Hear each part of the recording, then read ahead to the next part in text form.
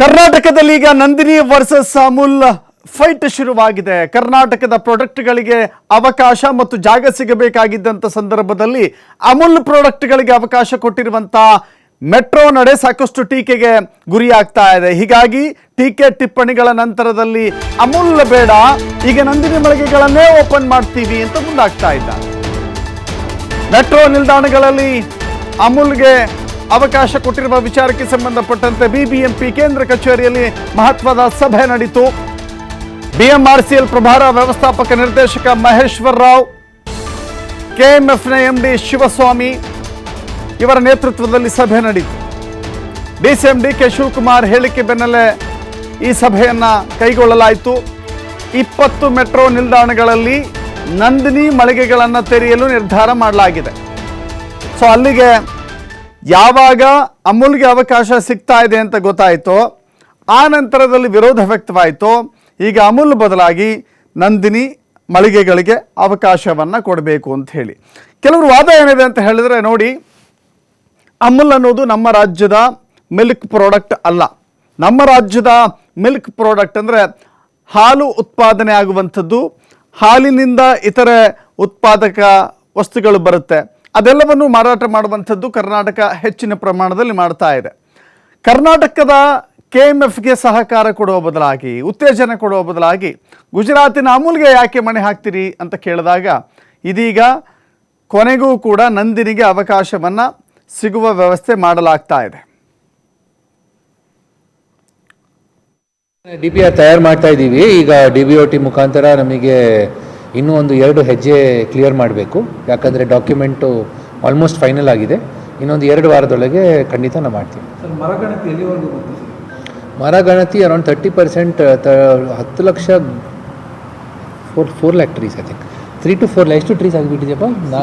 6 lakh trees ಇದು ಮರಗಣತಿ ಆಗಿದೆ. We hope that will be able to finish in under 4 to 5 months. BMRCL metro ಸ್ಟೇಷನ್ಗಳಲ್ಲಿ ಮಳಿಗೆಗಳು ತೆರೀಲಿಕ್ಕೆ ಒಂದು ಎಕ್ಸ್ಪ್ರೆಷನ್ ಆಫ್ ಇಂಟ್ರೆಸ್ಟ್ ಅಂತೇಳಿ ಕಾಲ್ ಮಾಡಿದ್ದಾರೆ. ಆ ಎಕ್ಸ್ಪ್ರೆಷನ್ ಆಫ್ ಇಂಟ್ರೆಸ್ಟ್ ಅಲ್ಲಿ ಯಾರ್ಯಾರು ಭಾಗವಹಿಸಿಲ್ಲ ಅಂತೇಳಿ ನಾವು ಕೂಡ KMF ವತಿಯಿಂದ ಒಂದು ಮನವಿ ಕೊಟ್ಟಿದ್ವಿ. ನಾವು ಅಲ್ಲಿ ಎಕ್ಸ್ಪ್ರೆಷನ್ ಆಫ್ ಇಂಟ್ರೆಸ್ಟ್ ಕಾಲ್ ಮಾಡ್ತಾ ಇದ್ದೇವೆ, ಭಾಗವಹಿಸಿಲ್ಲ. ಆದರೆ ಒಂದು ಮನವಿ ಕೊಟ್ಟಿದ್ವಿ, ಏನು ಡಿಗ್ರಿ ಮಾಡಿದ್ರಿ ಆ ತರಗತಿ ಸ್ವಲ್ಪ ಜಾಸ್ತಿ ಇರೋದ್ರಿಂದ ನಮಗೆ ವಿನಾಯಿತಿ ಕೊಡಿ ಅಂತ ರಿಕ್ವೆಸ್ಟ್ ಮಾಡಿದ್ವಿ. ಆ ವಿನಾಯಿತಿಯನ್ನ ಪರಿಶೀಲನೆ ಮಾಡ್ತಾ ಇದ್ವಿ, ಪರಿಶೀಲನೆ ಕಂಪ್ಲೀಟ್ ಆಗಿಲ್ಲ. ಈಗ ಎಕ್ಸ್ಪ್ರೆಷನ್ ಆಫ್ ಇಂಟ್ರೆಸ್ಟ್ ಯಾರು ಅಷ್ಟು ಮಾಹಿತಿ ನಮ್ಮ ಪ್ರತಿನಿಧಿ ಗಣೇಶ್ ನೀಡ್ತಾರೆ. ಗಣೇಶ್, ಕರ್ನಾಟಕದಲ್ಲಿ ನಂದಿನಿ ಉತ್ಪನ್ನಗಳಿಗೆ ಅವಕಾಶ ಕೊಡುವ ಬದಲಾಗಿ ಅಮೂಲ್ ಉತ್ಪಾದಕಗಳಿಗೆ ಅಥವಾ ಅಮೂಲ್ ಪ್ರಾಡಕ್ಟ್ಗಳಿಗೆ ಉತ್ತೇಜನ ಸಿಗುತ್ತೆ ಅಂದರೆ ಏನರ್ಥ? ಇದು ವಿವಾದ ಸೃಷ್ಟಿಯಾದ ಮೇಲೆ, ಟೀಕೆ ಟಿಪ್ಪಣಿಗಳು ವ್ಯಕ್ತವಾದ ಮೇಲೆ ಅವಕಾಶ ಕೊಡ್ತೀವಿ ಅಂತ ಬರಬೇಕಾ? ನೋಡಿ, 2 ರೈತ ಸಂಸ್ಥೆಗಳೇ, ಎರಡೂ ಕೂಡ KMF ಹಾಗೂ ಅಮೂಲ್ ಏನಿದೆ, 2 ರೈತ ಸಂಸ್ಥೆಗಳೇ, ಇಬ್ಬರಿಗೂ ಕೂಡ ಅನುಕೂಲ ಆಗುವಂಥದ್ದೇ. ಆದರೆ ಕರ್ನಾಟಕದ ರೈತರಿಗೆ ಕರ್ನಾಟಕದಲ್ಲೇ ಜಾಗ ಸಿಕ್ಕಿಲ್ಲ ಅಂದರೆ ಇನ್ನೆಲ್ಲಿ ಸಿಗುತ್ತೆ ಅಂತ? ಖಂಡಿತವಾಗ್ಲೂ ದಶರಥ್, ಅಮೂಲ್ ಹಾಗೇನೆ ನಂದಿನಿ ಪ್ರಾಡಕ್ಟ್ಗಳ ನಡುವೆ ಸಾಕಷ್ಟು ಜಿದ್ದಾಜಿದ್ದಿ ಮೊದಲಿಂದಲೂ ಇದೆ.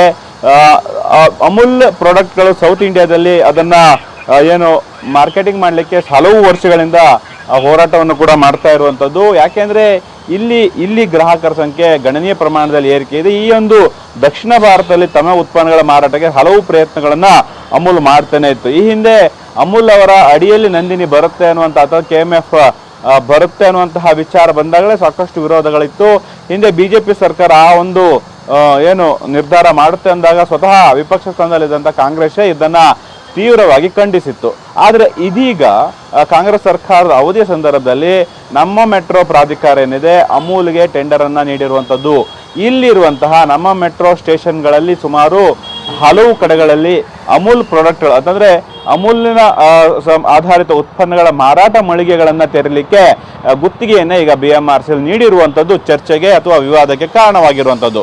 ಕಾರಣ ಇಷ್ಟೇ, ನಂದಿನಿ ಏನಂದರೆ KMF ನಂದಿನಿ ಹಾಲಿನ ಉತ್ಪನ್ನಗಳೇನಿದೆ ಹಲವು ವಿಶೇಷತೆಗಳು ಹೊಂದಿರುವಂಥದ್ದು, ಸಾಕಷ್ಟು ಗ್ರಾಹಕರನ್ನು ಸೆಳೆಯುವಂಥದ್ದು ಅಲ್ಲದೆ ನಮ್ಮ ಸ್ಥಳೀಯ ಬ್ರ್ಯಾಂಡ್ ಆಗಿದೆ. ಇದು ರಾಷ್ಟ್ರೀಯ ಹಾಗೂ ಅಂತಾರಾಷ್ಟ್ರೀಯ ಮಟ್ಟದಲ್ಲಿ ಸಾಕಷ್ಟು ಪ್ರಸಿದ್ಧಿಯನ್ನು ಕೂಡ ಪಡೆದುಕೊಳ್ತಾ ಇದೆ. ಇಂತಹ ಸಂದರ್ಭದಲ್ಲಿ ನಮ್ಮ ಮೆಟ್ರೋ ಪ್ರಾಧಿಕಾರ ಸ್ಥಳೀಯ ಬ್ರ್ಯಾಂಡ್ಗಳಿಗೆ ಅಂತಂದರೆ KMFನ ನಂದಿನಿ ಹಾಲು ಉತ್ಪನ್ನಗಳಿಗೆ ಯಾಕೆ ಅವಕಾಶವನ್ನು ನೀಡಲಿಲ್ಲ, ಅದನ್ನು ಯಾಕೆ ಪ್ರಚಾರಕ್ಕೆ ಅಥವಾ ಜಾಹೀರಾತುಗಳನ್ನು ಅಳವಡಿಸಲಿಕ್ಕೆ ಯಾಕೆ ವಿನಾಯಿತಿ ರೀತಿ ನೀಡಲಿಲ್ಲ ಅನ್ನುವಂಥದ್ದು ಈಗ ವಿಪಕ್ಷಗಳ ಆರೋಪ. ಹಾಗಾಗಿ ಈ ಒಂದು ರಾಜ್ಯದಲ್ಲಿ ಅಮೂಲ್ ಪ್ರಾಡಕ್ಟ್ ಏನು ಮಾರಾಟಕ್ಕೆ ಅವಕಾಶ ನೀಡಬಾರದು ಅನ್ನುವಂತಹ ಆಗ್ರಹ ವಿಪಕ್ಷ JDS ಹಾಗೂ ಬಿಜೆಪಿಯಿಂದ ಕೇಳಿ ಬಂದಿತ್ತು. ಇದೀಗ DCM DK ಶಿವಕುಮಾರ್ ಅವರು ಕೂಡ ಒಂದು ರೀತಿಯಲ್ಲಿ ಸಬೂಬನ ನೀಡಲಿಕ್ಕೆ ನೋಡ್ತಿದ್ದಾರೆ. ಅಂತಂದ್ರೆ ಈ BMRCL ಕರೆದ ಟೆಂಡರ್ಗೆ ನಂದಿನಿ ಹಾಲು ಉತ್ಪನ್ನಗಳು ಅಂತಂದ್ರೆ KMF ಪಾರ್ಟಿಸಿಪೇಟ್ ಮಾಡಿರಲಿಲ್ಲ, ಅಮೂಲ್ ಪಾರ್ಟಿಸಿಪೇಟ್ ಮಾಡಿತ್ತು. ಆ ಒಂದು ಟರ್ಮ್ಸ್ ಅಂಡ್ ಕಂಡೀಷನ್ ಅನ್ವಯ ಅಮೂಲ್ಗೆ ಟೆಂಡರ್ ಸಿಕ್ಕಿದೆ ಅನ್ನುವಂತಹ ಮಾಹಿತಿಯನ್ನು DCM DK ಶಿವಕುಮಾರ್ ಅವರು ನೀಡಿದ್ರು. ಅದಾದ ಬೆನ್ನಲ್ಲೇ ಇಲ್ಲಿ BBMPಯಲ್ಲಿ BMRCL MD ಮಹೇಶ್ವರ ರಾವ್ ಇಲ್ಲಿ BBMPಯ ಮುಖ್ಯ ಆಯುಕ್ತರು ಕೂಡ ಆಗಿದ್ದಾರೆ. ಹಾಗಾಗಿ ಅವರನ್ನ KMFನ ಆಡಳಿತ ವರ್ಗ ಅಂದರೆ KMFನ MD ಶಿವಸ್ವಾಮಿ ಹಾಗೂ ಮಾರ್ಕೆಟಿಂಗ್ ಸಂಬಂಧಪಟ್ಟಂತಹ ಅಧಿಕಾರಿಗಳ ವರ್ಗ ಭೇಟಿ ಮಾಡ್ತು. ಸುಮಾರು 1 ಗಂಟೆಗಳ ಕಾಲ ಚರ್ಚೆಯನ್ನು ಮಾಡಿ ಅಂತಿಮವಾಗಿ ನಮಗೂ ಕೂಡ ಅಂತಂದರೆ KMFನ ಪ್ರಾಡಕ್ಟ್ಗಳನ್ನು ಮಾರಾಟ ಮಾಡಲಿಕ್ಕೆ ಮೆಟ್ರೋ ನಿಲ್ದಾಣಗಳಲ್ಲಿ ಸ್ಥಳಾವಕಾಶವನ್ನು ನೀಡಬೇಕು ಅನ್ನುವಂತಹ ಆಗ್ರಹವನ್ನು ಮನವಿಯನ್ನು ಮಹೇಶ್ವರ ಅವರಿಗೆ ಮಾಡಿಕೊಂಡಿದ್ದಾರೆ. ಆ ಹಿನ್ನೆಲೆಯಲ್ಲಿ 20 ಕಡೆಗಳಲ್ಲಿ KMF ನಮಗೆ 20 ಸ್ಥಳ ಅಂತಂದರೆ BMRCL ಸೇರಿದಂತಹ ಮೆಟ್ರೋ ನಿಲ್ದಾಣಗಳಲ್ಲಿ 20 ಕಡೆಗಳಲ್ಲಿ ನಮಗೆ ಮಳಿಗೆಗಳನ್ನು ತೆರಲಿಕ್ಕೆ ಸ್ಥಳಾವಕಾಶವನ್ನು ನೀಡಬೇಕು ಅನ್ನುವಂತಹ ಮನವಿ KMF ಆಗಿದೆ. ಆದರೆ 8 ಕಡೆಗಳಲ್ಲಿ ನಾವು ಕೊಡ್ತೀವಿ ಅನ್ನುವಂತಹ ಒಂದು ಭರವಸೆಯನ್ನು ಮಹೇಶ್ವರ ಅವರು ನೀಡಿದ್ದಾರಂತೆ.